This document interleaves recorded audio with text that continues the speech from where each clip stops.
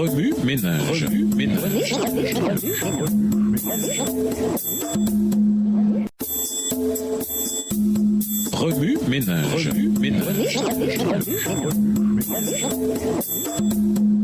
Bienvenue dans votre émission Remue ménage. Voilà la leçon de jeudi. Se faire des amis et des ennemis. Lisons Acte 28, verset 16. Acte 28, le verset 16. Lorsque nous fûmes arrivés à Rome, on permit à Paul de demeurer en son particulier avec un soldat qui le gardait.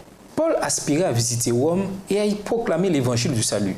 Malheureusement, c'est en tant que prisonnier qu'il foula le sol de cette ville. On le conduisit dans son lieu de détention où il était surveillé 24 heures sur 24. Dans de telles conditions, bien des gens deviendraient nerveux, inactifs et victimes de l'auteur du péché.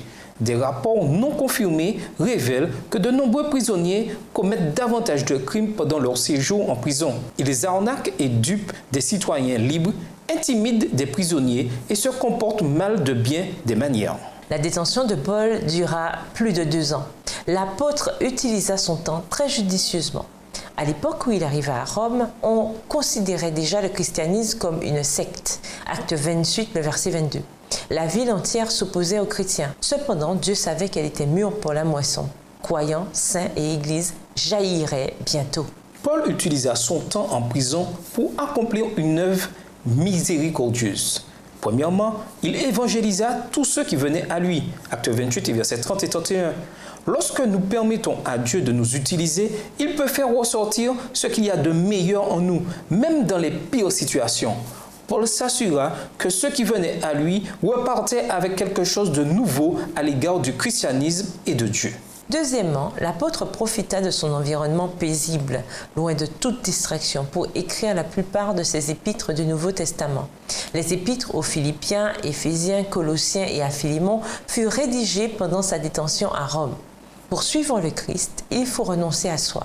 Paul se fit des ennemis et des amis en égale mesure. À maintes reprises, il comparut devant des rois et des empereurs qui, pour la plupart, s'opposaient à son œuvre. À cette époque, Rome dominait le monde. Cette ville était le centre du commerce, de la politique et de la puissance militaire. Paul se retrouva au milieu d'une ville très exigeante et cependant tellement assoiffé de la parole de Dieu.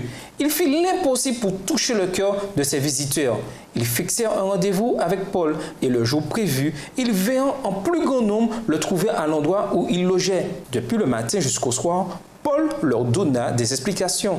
Il leur annonçait le royaume de Dieu et cherchait à les convaincre au sujet de Jésus en citant la loi de Moïse et les livres des prophètes. Acte 28, verset 23. Bien qu'étant arrivé enchaîné à Rome, Paul poursuivit son œuvre missionnaire. Aujourd'hui, il se peut que nous ne soyons pas enchaînés ou derrière les barreaux.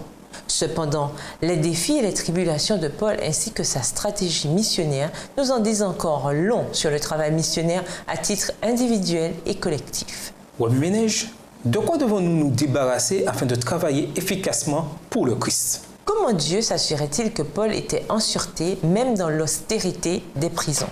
Au revoir. Et à demain si Dieu veut. Remue ménage. Remue ménage.